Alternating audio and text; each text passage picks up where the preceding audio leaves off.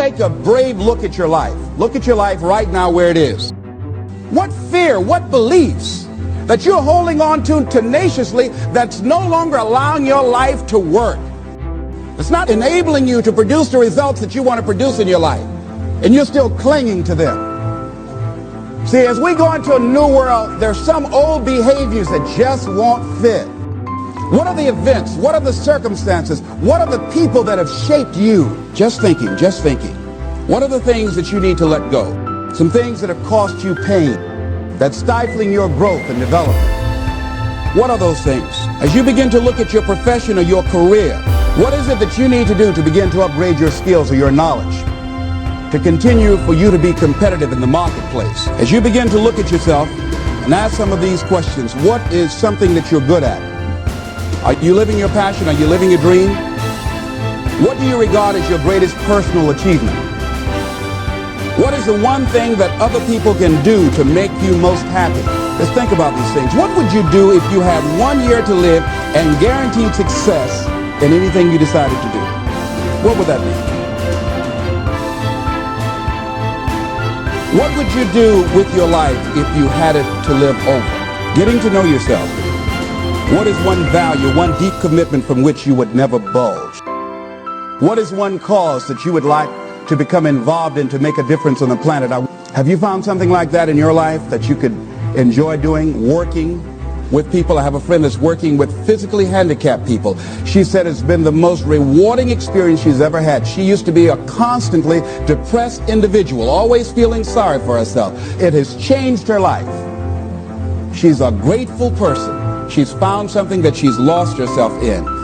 What is your biggest setback, failure, or defeat of the past year?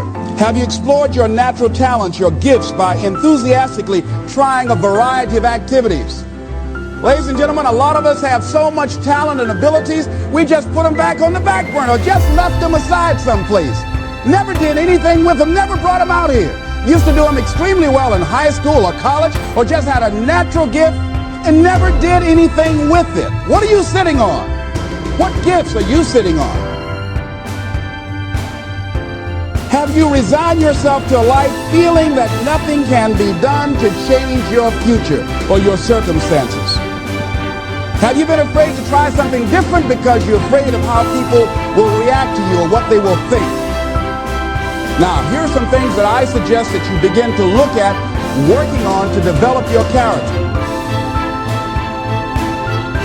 Some things that will give you some personal strength. Webster says character building activities. He says character, the pattern of behavior or personality found in an individual or group. Moral strength, self-discipline, fortitude. That's what's going to be required in order to begin to manifest your greatness.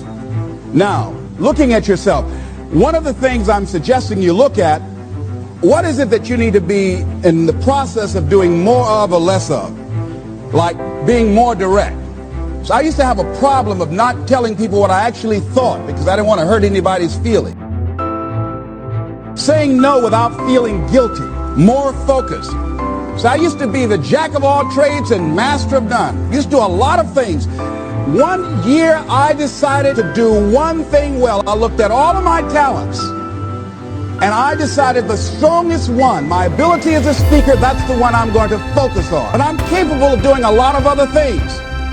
But only when I decided to focus did I begin to reap the rewards of my talent. And then after you do that, you can begin to expand and use the other talents that you have. Deciding to keep your word.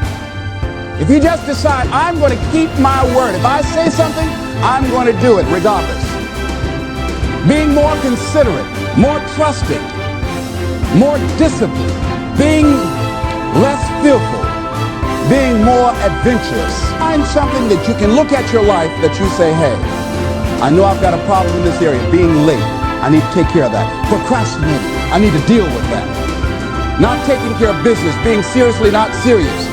Creating an imbalance in my life where I'm spending more time looking at television or having social fun and not spending enough time working on me. See, most people, ladies and gentlemen, spend more time working on their jobs than they spend working on themselves. They work harder on their jobs than they work on themselves. And whatever we achieve in life, whatever we create, whatever we're able to manifest comes out of the human mind. I want you to think about 5 things that if you had the courage to do them, it will give you a feeling of satisfaction and self-respect. Look at 5 things that if you had the courage to do those things, that you would do those things. A lot of people say, well, I've been like this all my life. I just can't change. This is the way I am. Dr. Harold Griswold, a psychologist and author of Direct Decision Therapy, said something. He says, when someone says, I can't change, some part of them wants to change, but the payoffs for his present behavior are greater than the payoffs for a changed behavior, or his fear of change is too great. Ladies and gentlemen, it takes courage to live your dreams. It takes courage to manifest your greatness. It takes courage to decide to live, to decide to bring out all of your talents and abilities, to decide to stretch out, to decide to take a chance. It takes courage to be happy, just to be you.